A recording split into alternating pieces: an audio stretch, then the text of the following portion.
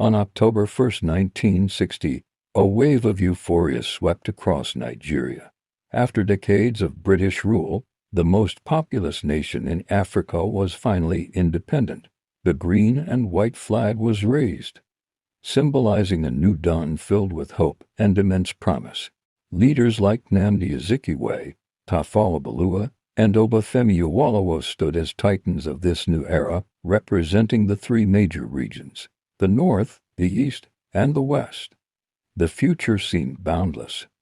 Nigeria started as a federal republic, a delicate balancing act of diverse ethnic groups: the Hausa Fulani in the north, the Yoruba in the west, and the Igbo in the east, among hundreds of others.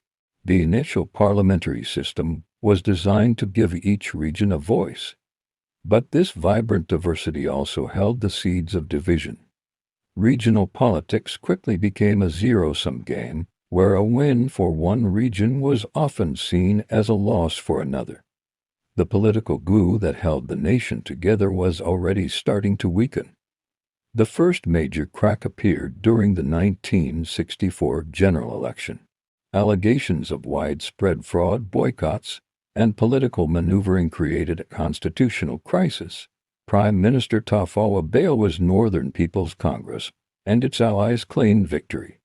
But the results were fiercely contested.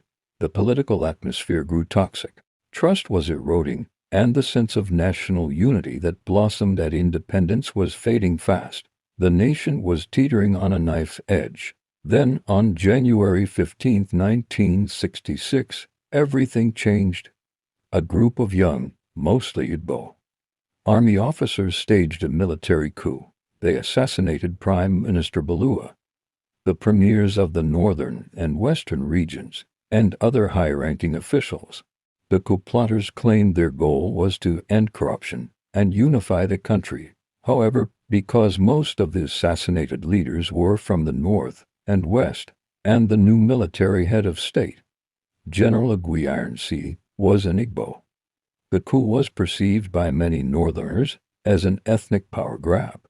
The backlash was swift and brutal. In July 1966, a counter-coup led by Northern officers toppled Ironsea's government. He and the military governor of the western region were killed.